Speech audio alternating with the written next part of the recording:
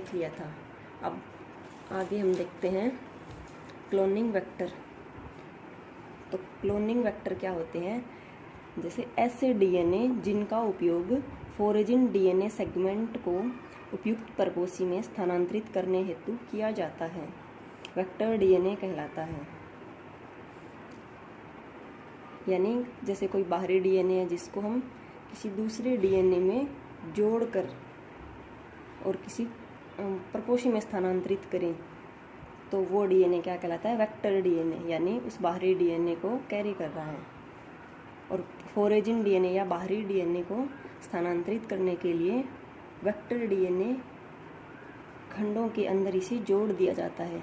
कोई भी vector DNA ले लें और उसको काट कर, जैसे आरई या रेस्ट्रिक्शन एंजाइम से काट कर उसके अंदर फोरेजिन डीएनए जो हम ऐड कर देते हैं तो वो जो नया डीएनए बन जाता है, फोरेजिन डीएनए प्लस वेक्टर डीएनए क्या कहलाता है? रिकॉम्बिनेंट डीएनए, यानी पुनर्योगज डीएनए कहलाता है। और वेक्टर डीएनए के प्रकार जैसे प्लाज्मिड, यानी वेक्टर के रूप में हम किन किन का यूज कर सकते हैं? जैसे प्लाज्मिड, बैक्टीरियोफाग यानी वे वायरस जो बैक्टीरिया को इन्फेक्ट करते हैं, कोशमिड, प्लांट वायरस, ट्रांसपोजोन्स। तो सबसे पहले हम देखते हैं प्लाज्मिड। तो प्लाज्मिड जो है वो होता क्या है? यानी बैक्टीरियल सेल में जो मेन डीएनए होता है, मेन गुणसूत्र जो होता है, उसके अलावा जो एक्स्ट्रा क्रोमोसोमल डीएनए पाया जाता है, उसे हम क्या बोलते हैं? प्लाज्मिड कहते हैं।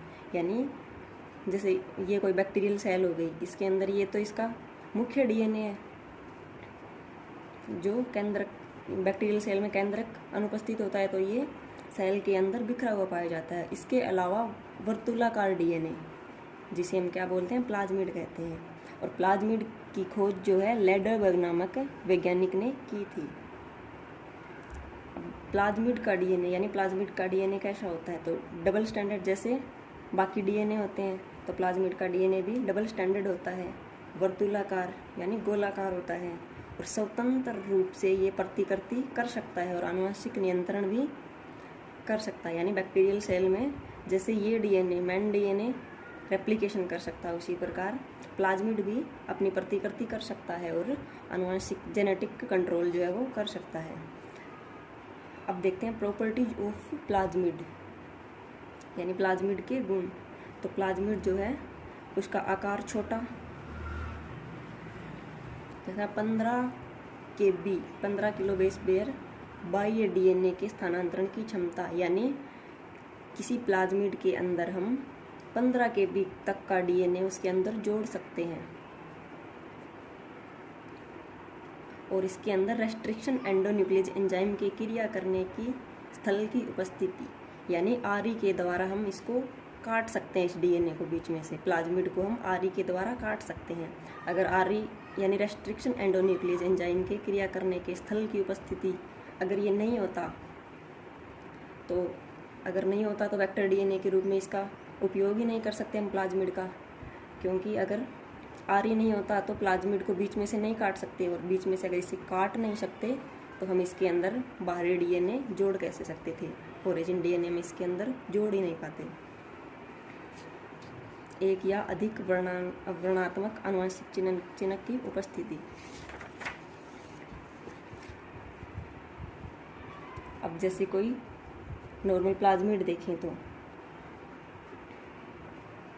यानी एक प्लाज्मिड वेक्टर में बाहरी डीएनए खंड की क्लोनिंग करना, या इससे पहले कोई प्लाज्मिड के अंदर जैसे टेट्रासाइक्लिन रेजिस्टेंस या एम्पिसिलिन रेजिस्टेंस के जो है जीन पाए जाते हैं। और इसमें जैसे टेट्रासाइक्लिन या एम्पिसिलिन की जगह हम कोई बाहरी डीएनए, यानी यहाँ से बीच में से इसको काट कर कोई बाहरी डीएनए जो है हम इसको जोड़ सकते हैं इसके अंदर और फिर इसकी क्लोनिंग कर सकते हैं। तो करते कैसे हैं? जैसे किसी आरई के द्वारा, रेस्ट्रिक्शन एंडोन्यूक्लियस एंजाइम के द्वारा हमने कोई वांछित डीएनए या फोरेजिन डीएनए या बाह्य डीएनए प्राप्त कर लिया जिसको हमें आगे कैरी करना है।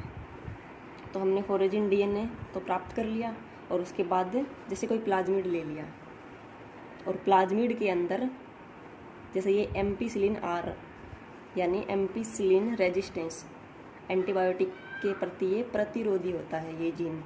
तो इस जीन को हम बीच में से काट सकते हैं। जिस आरई या जिस रेस्ट्रिक्शन एंडोन्यूक्लियस के द्वारा हमने बाहरी डीएनए को काटा है, उसी आरई के द्वारा हम एम्पिसिलिन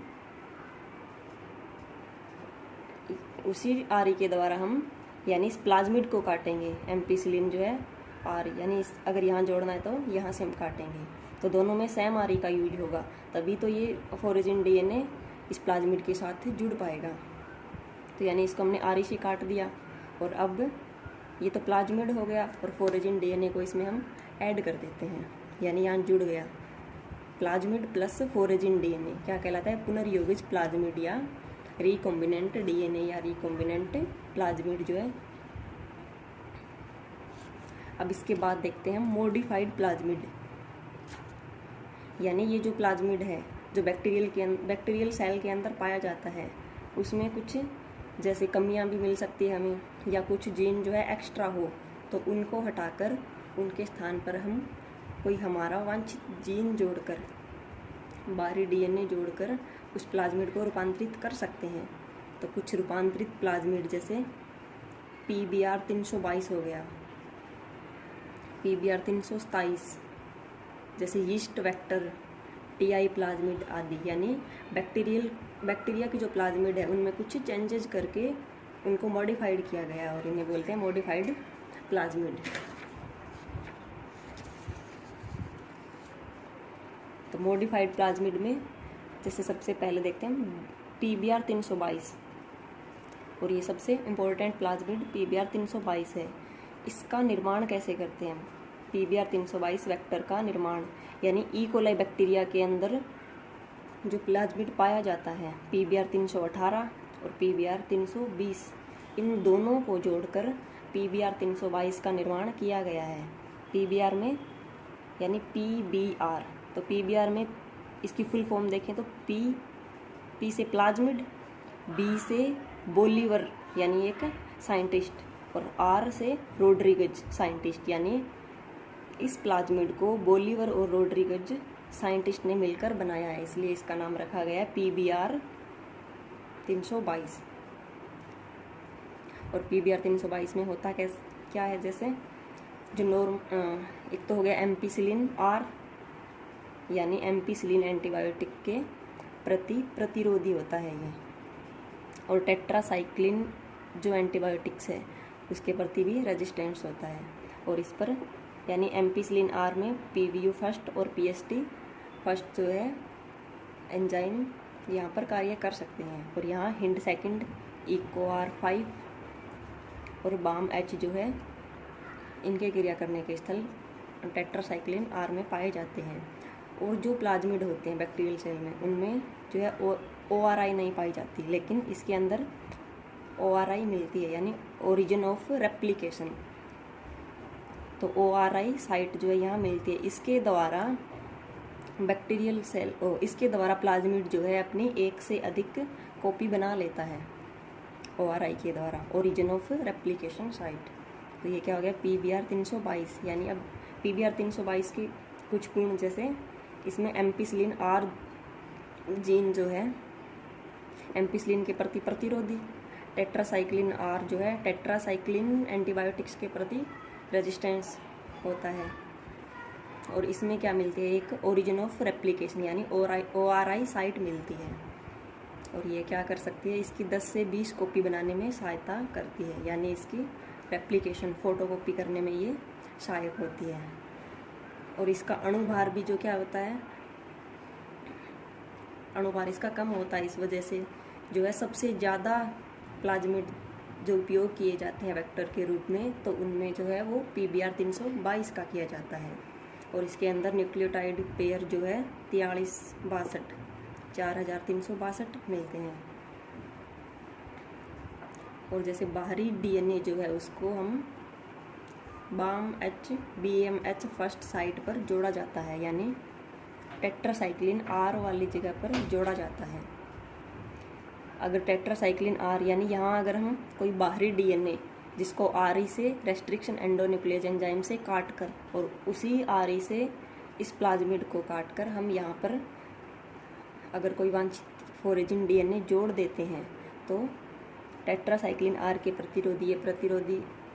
प्रतिरोधी नहीं रहता, क्योंकि फिर टेट्रासाइक्लिन R जीन जो है वो अवरुद्ध हो जाता है और फिर जो हम वांछित DNA डालते हैं, फोरेजिन DNA डालते हैं, उसी को ये एक्सप्रेस करता है।